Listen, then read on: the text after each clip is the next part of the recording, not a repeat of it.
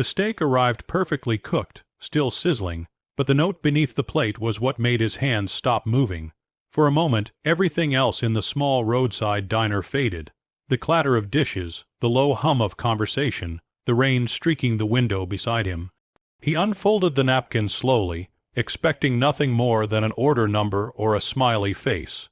Instead, he read words that made his chest tighten. "Don't eat this. You're not safe." The man's name was Julian Reed, and no one in that diner knew he was a millionaire.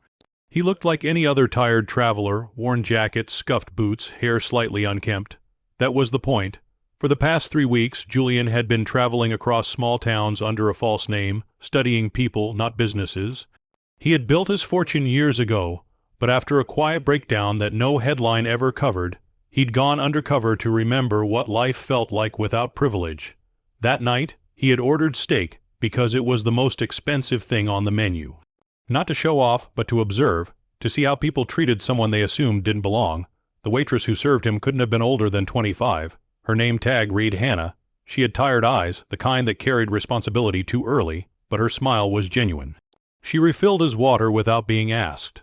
She asked if he wanted extra bread when she noticed his hands shaking slightly from the cold. Small things, human things. When she returned with the plate, she set it down gently and met his eyes for just half a second longer than normal. Long enough for him to notice, long enough to slip the folded napkin under the edge of the dish. Julian reread the note. "Don't eat this. You're not safe." His first instinct was skepticism, a prank, a misunderstanding. He glanced around the diner. Nothing seemed out of place. The cook worked behind the counter, radio playing softly.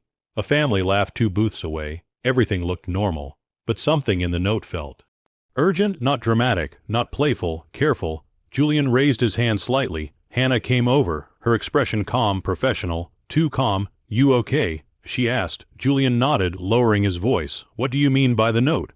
Her eyes flicked toward the kitchen for a split second before returning to him. "I'll explain," she said quietly, "but not here." A minute later, she came back with his receipt. On the back, another line was written. "Truck stop bathroom, 2 minutes." Julian paid, stood, and walked out like any other customer. His heart beat faster than it had in years. In the bathroom, Hannah stood near the sink, pretending to fix her hair. When she saw him, her shoulders relaxed slightly. "I overheard something," she said softly. "The cook got a call earlier. He thought no one heard. He said someone matching your description had been asking questions around town. Bad people. I don't know who you are, but I know danger when I hear it." Julian stared at her, stunned. "You risked your job for me," he said. She shrugged. "I risk my job every day. This was just the right thing." He wanted to tell her the truth then, that he wasn't a drifter, that he had resources. Power, influence, but instead he saw something more important than his own reveal. He saw courage. Julian left the diner without eating. He didn't go far. He sat in his car and watched through the window.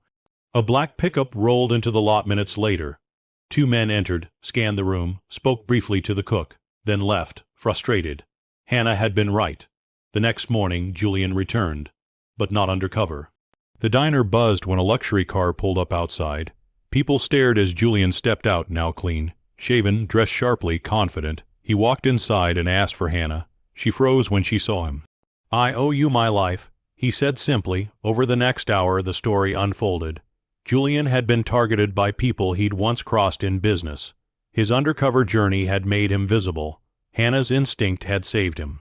Julian didn't offer her a reward at first. He offered something else, opportunity. He learned Hannah was putting herself through nursing school while supporting her younger brother. He learned she worked double shifts and skipped meals so he could eat. A week later, Julian paid off her tuition anonymously. A month later, he bought the diner quietly and raised wages, fixed broken equipment, and gave every employee health care. Hannah didn't find out it was him until the day he handed her the keys and told her the diner was hers to manage. She cried, not because of the money, because someone had seen her. Julian left town shortly after, his journey complete. He no longer needed to remember what humanity looked like.